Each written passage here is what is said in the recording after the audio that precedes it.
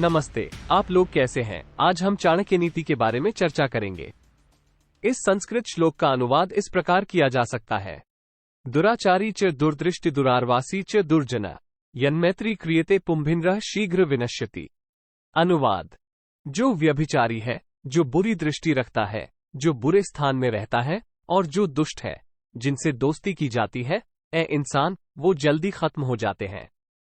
आइए अब इस श्लोक के महत्व पर चर्चा करते हैं। नकारात्मक लक्षणों की पहचान। श्लोक विभिन्न नकारात्मक लक्षणों और विशेषताओं को सूचीबद्ध करता है, जैसे अनैतिकता, दुराचारी, बुरी नजर रखना, दुर्दृष्टि, बुरे स्थान पर रहना, दुरारवासी और दुष्ट होना, दुर्जन। यह इन्हें ऐसे गुणों के रूप में उजागर करता है जो नकारात्मकता और पतन की ओर ले जाते हैं। नकारात्मक संगति के परिणाम। श्लोक इन नकारात्मक गुणों वाले व्यक्तियों के साथ मित्रता या संबंध बनाने के परिणामों के बारे में चेतावनी देता है। इससे पता चलता है कि जो व्यक्ति ऐसे लोगों से मित्रता करते हैं, उनका शीघ्र पतन या विनाश, नरः शीघ्र विनश्यति, होने की संभावना होती है। अच्छी संगति चुनने का महत्व। इस श्लोक के माध्यम से मित्रों और सहयोगियों को बुद्धिमानी से चुनने के महत्व पर अंतर्निहित जोर दिया गया है। इससे पता चलता है कि व्यक्ति जिस संगति में रहता है, उसका उसके भाग्य और कल्याण पर बहुत प्रभाव पड़ता है। सार्वभौमिक सत्य। प्राचीन ज्ञान में निहित होने के बावजूद इस श्लोक का संदेश सार्वभौमिक महत्व रखता है। यह विभिन्न संस्कृतियों और समयों के व्यक्तियों को याद दिलाता है कि वे जिस संगति में रहते हैं उसके प्रति सचेत रहें और ऐसी संगति से बचें जिससे नकारात्मक परिणाम हो सकते हैं। संक्षेप में, इस श्लोक का महत्व किसी के जीवन पर संगति के प्रभाव और स्वयं को सद्गुणी और सकारात्मक प्रभावों से घेरने के महत्व के बारे में इसकी शिक्षाओं में निहित है। यह नकारात्मक परिणामों से बचने के लिए मित्रता और संगति में समझदारी बरतने के लिए एक चेतावनी अनुस्मारक के रूप में कार्य करता है। इस श्लोक का महत्व संगति के प्रभाव और संबंध बनाने में विवेक के महत्व के बारे में इसकी गहन शिक्षाओं में निहित है।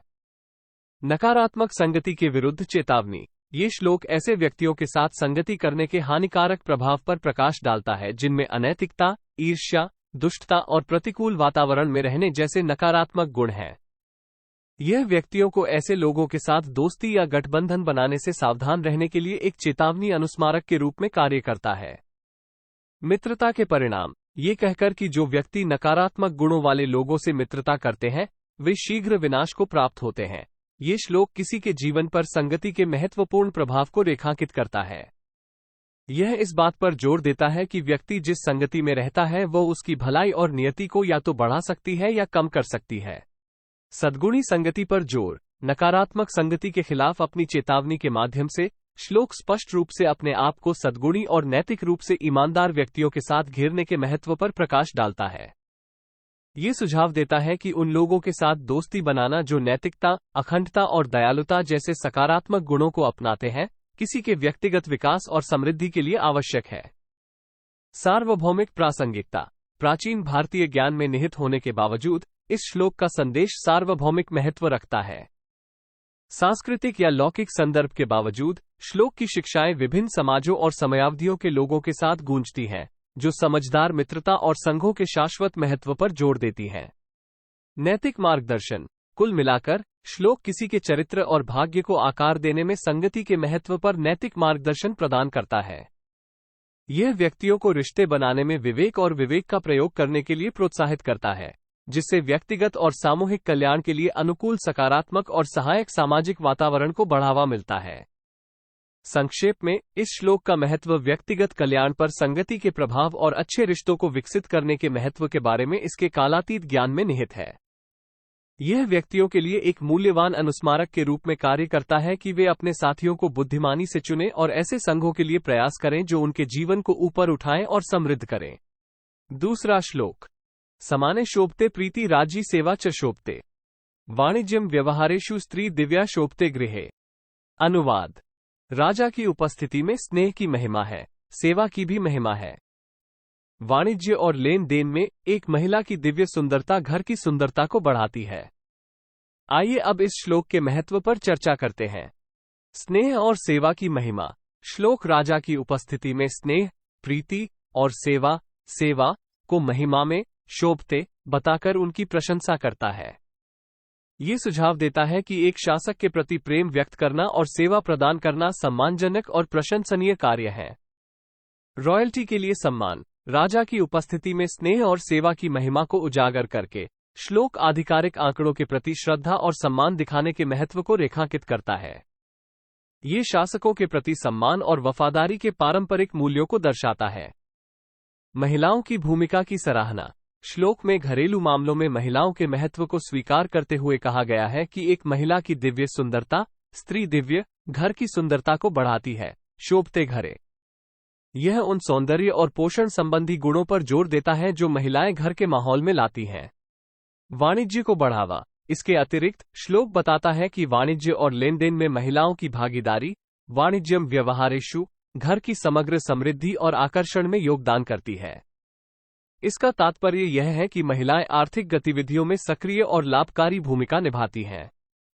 सांस्कृतिक संदर्भ। ये श्लोक पारंपरिक भारतीय समाज में प्रचलित सामाजिक और सांस्कृतिक मूल्यों को दर्शाता है, जहां शासकों के प्रति श्रद्धा, महिलाओं की घरेलू भूमिकाओं की सराहना और वाणिज्य को बढ़ावा देना सामाजिक सद्भाव और समृद्धि के महत्वपूर्ण पहलू माने जाते थे।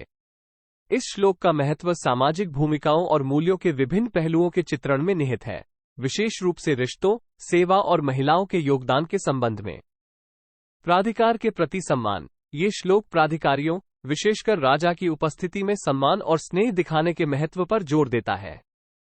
ये शासकों के प्रति पारंपरिक श्रद्धा और उनके साथ सौहार्दपूर्ण संबंध बनाए रखने के महत्व को दर्शाता है। सेवा का महत्व। राजा की उपस्थिति में सेवा की महिमा पर प्रकाश डालते हुए श्लोक अपने शासक की कर्तव्यपूर्वक सेवा करने के महत्व पर जोर देता है।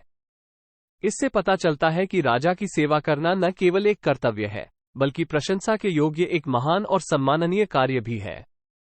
महिलाओं की भूमिका की मान्यता। श्लोक घरेलू मामलों और वाणिज्य में महिलाओं की आवश्यक भूमिका को स्वीकार करता है। यह महिलाओं की दिव्य सुंदरता की सराहना करता है और सुझाव देता है कि उनकी उपस्थिति घर की सुंदरता और समृद्धि को बढ़ाती है। लैंगिक समानता को बढ़ावा देने और समाज में उनकी बहुमुखी भूमिकाओं को स्वीकार करने में महिलाओं के योगदान की यह मान्यता महत्वपूर्ण है। वाणिज्य को बढ़ावा। इसके अतिरिक्त श्लोक अप्रत्यक्ष रूप से वाणिज्य और लेन देन में महिलाओं की भागीदारी का उल्लेख करके आर्थिक गतिविधियों को बढ़ावा देता है। ये सुझाव देता है कि महिलाएं आर्थिक मामलों में सक्रिय भूमिका निभाती हैं और व्यावसायिक गतिविधियों में अपनी भागीदारी के माध्यम से घर की समृद्धि में योगदान देती हैं। सांस्कृतिक और सामाजिक मूल्य। ये श्लोक पारंपरिक भारतीय समाज में प्रचलित सांस्कृतिक और सामाजिक मूल्यों को दर्शाता है, जहां अधिकार के लिए सम्मान, महिलाओं की भूमिकाओं की सराहना और सेवा और वाणिज्य को बढ़ावा देना सामाजिक सद्भाव और समृद्धि के लिए महत्वपूर्ण माना जाता था। संक्षेप में, इस श्लोक का महत्व सामाजिक मानदंडों, मूल्यों और भूमिकाओं के चित्रण में निहित है, विशेष रूप से अधिकारियों के साथ संबंधों, महिलाओं के योगदान और सेवा और वाणिज्य को बढ़ावा देने के संबंध में। ये सम्मान, सेवा और लैंगिक समानता के गुणों पर जोर देते हुए पारंपरिक भारतीय समाज के सांस्कृतिक और सामाजिक ताने बाने में अंतर्दृष्टि प्रदान करता है। मुझे आशा है कि आपको यह वीडियो पसंद आया होगा। यदि आपके पास कोई सुझाव है तो कृपया नीचे कमेंट करें।